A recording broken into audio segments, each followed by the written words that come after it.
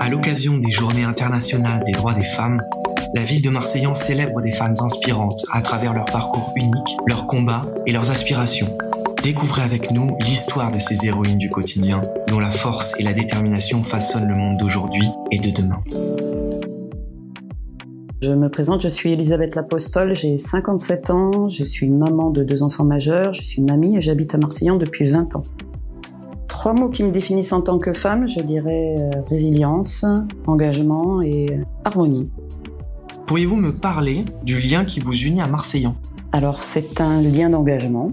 Je suis venue y habiter il y a 20 ans pour retrouver une forme de sécurité. Et en fait, je me suis impliquée d'un point de vue personnel, puis plus citoyen, souvent dans l'ombre, avec mon binôme d'assistance qui était un chien de cynothérapie et de médiation animale spécialisée dans les interventions et les assistances aux victimes et en EHPAD, notamment à Marseillan.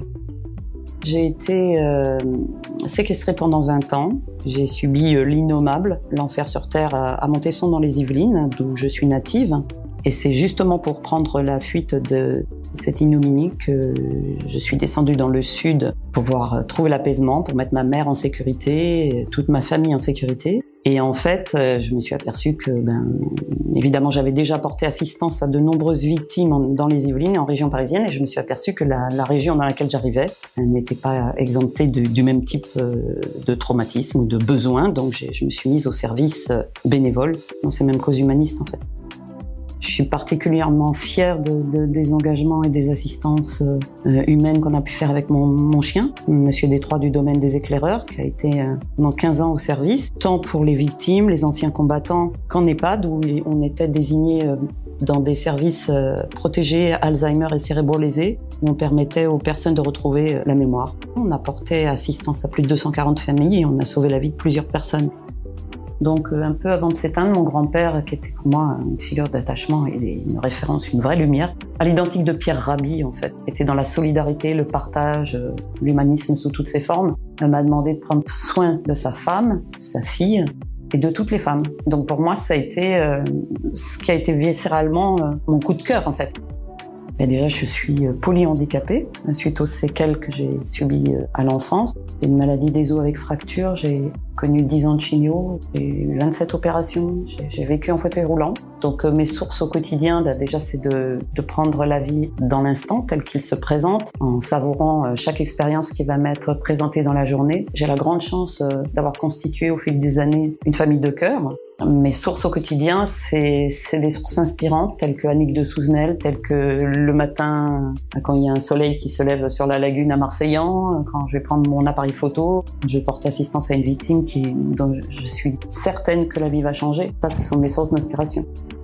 La journée des droits des femmes, si on l'a faite, malheureusement, ça veut dire qu'ils sont toujours pas respectés. C'est important de sensibiliser, de dire, de prendre sa parole, de rappeler qu'on devrait fêter justement ce genre de journée comme quoi enfin les droits des femmes sont représentés, comme quoi la violence est éradiquée et comme quoi la dualité n'a plus lieu d'être.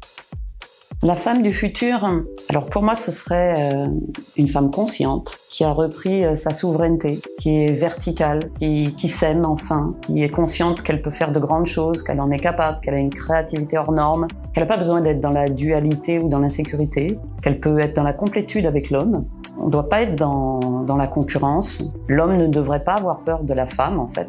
On est tous distincts, on est déjà différemment avec une autre physiologie. Donc c'est justement parce qu'elle est complémentaire, donc surtout pas pour être dans la guerre.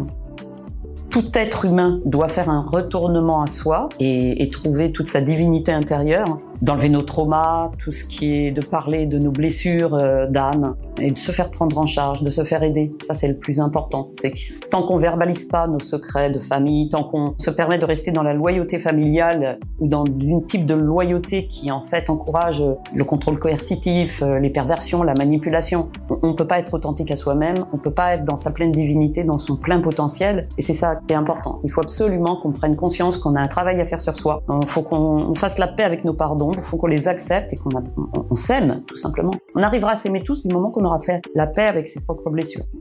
La chose que j'ai appris des hommes, c'est qu'ils ont tous une extrême vulnérabilité, mais qu'ils sont tous dans un schéma, un formatage, un conditionnement qui leur permet pas de dire leur part féminine, parce qu'on a tous une part féminine et une part masculine, soit des hommes ou des femmes. Et du coup, cette vulnérabilité, elle se transforme malheureusement un peu trop souvent en violence ou en addiction. Ils sont tous aussi lumineux que les femmes, mais pareil, ils s'aiment pas. Donc tant qu'ils acceptent pas eux aussi de dire et de poser leur sensibilité, eh bien c'est difficile aussi d'avoir face à soi des hommes qui soient dans le plein amour d'eux-mêmes.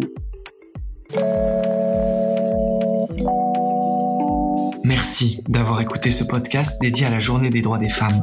Continuons à célébrer celles qui inspirent et façonnent notre monde à Marseillan et ailleurs. Pour en découvrir davantage, poursuivez votre écoute en scannant les QR codes sous les autres portraits.